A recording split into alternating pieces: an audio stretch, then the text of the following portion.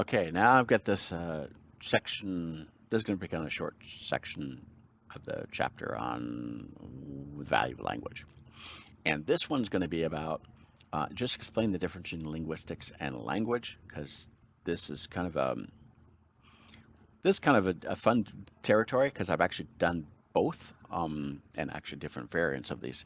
So linguistics is linguistics. When you talk about linguistics, it's the theory of analyzing and deciphering language between sounds and writing and and and analyzing the combinations of words and analyzing why the sounds are the way they are and analyzing why the words and the endings of the words are where they are. I'm trying to be simple here. I'm not trying to get into the details because it's more than that, but it's that, okay? And kind of general. And why the endings, why dogs has a z sound and why cats has a s sound and why beaches is has a is at the end, okay?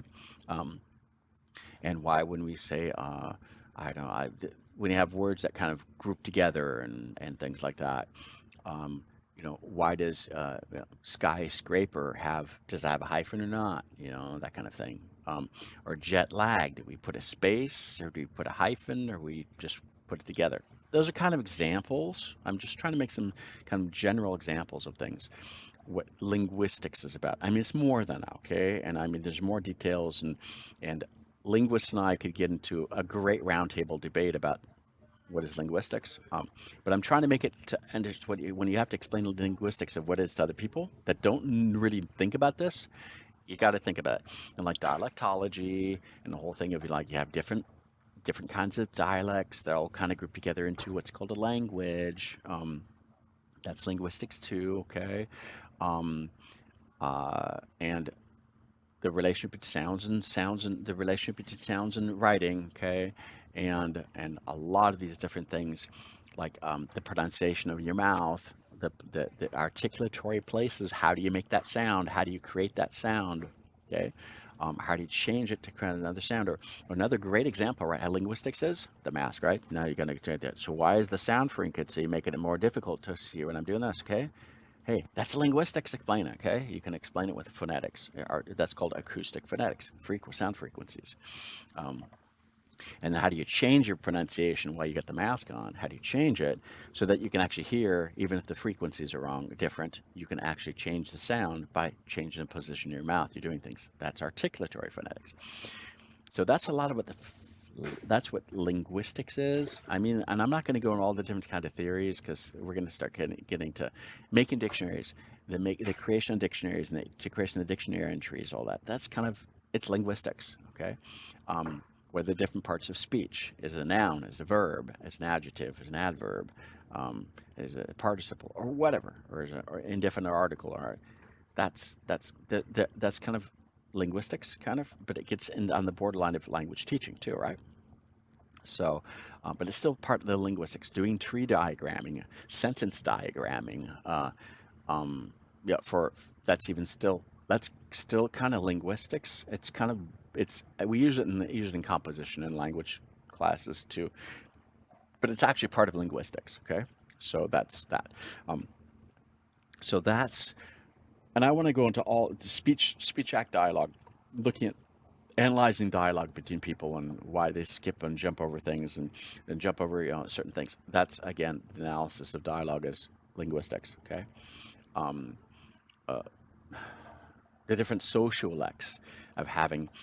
Why do you have castes? How can language?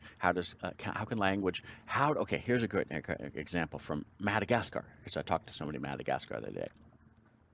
The Why are the names so long in Madagascar? Because the actual names are long because they actually contain components of explaining the different relationships between the people, the castes, the regions, all these things make it a long name because they're grouping things together to show your identity based on who you are. Okay. So, and your historical ancestry is actually in the name. That's linguistics. Okay. Another cool thing about linguistics, branding. Okay. the names of branding. Why? Like I remember when I did a whole bunch of branding stuff and I created these cool names for the products and services. That's linguistics, okay? It's actually linguistics because I use them, you're using sounds and stuff to actually create the product names or whatever these branding names are. So, um, you know, the whole thing about if I just look at here, I have a think pad, okay? Think pad, hey, and I got a think pad here. This is branding stuff, okay? A lot of this, there's sometimes, or like here, I'm at McDonald's, and they have a McCafe. They had a name for it, McCafe. It's branding, linguistics, okay? So those are examples of linguistics, and then that's different than language teaching. Because linguistics, you got to find a way to apply it and make it. There's the theoretical aspects of it, and how does it apply, and you use it. And sometimes you can use it as language teaching. You can use it as language writing, content creation. Or that can be content creation. It can be writing. It can be videos. It can be sound. And sound engineering can actually be part of language as well. Because you're adjusting the sounds and stuff. It depends if you're doing music. I mean, I'm not going to get into all this kind of stuff, but if you're doing voiceovers or doing voiceover for videos, hey, it's kind of like it's an applied area of linguistics, okay, or language. It's kind of a borderline here, you know what I'm saying? Language translation is an applied area of linguistics, okay? It's not theoretical linguistics; it's an applied area because you're using the language. Language learning is language teaching is one, and language learning is another applied area of linguistics. Okay, so that's where we get into psycholinguistics. We actually in linguistics we talk about first language acquisition and second language acquisition. Well, when you talk about that, it's called linguistics, but when you're actually doing it, it's called language. Okay, so does that make sense? I'm just trying to simplify this because it's really complicated for people that don't understand why it's important. Okay. So there's the meta language, and then there's actual doing it. Okay, and so those are kind of a lot of examples between linguistics and interpretation. So there is translation is one area, and then another one's called interpretation. Interpretation is the voice aspects, the oral and voice aspects of translation. Translation when it's written, interpretation is spoken. It's a different methods, different approaches, because written stuff you get the text and you kind of come back to it. Whereas when you're doing interpretation, it's now. It's all happening now. And it can be happening in a broadcast, it can be happening in person, it can be done simultaneously, it can be done consecutively.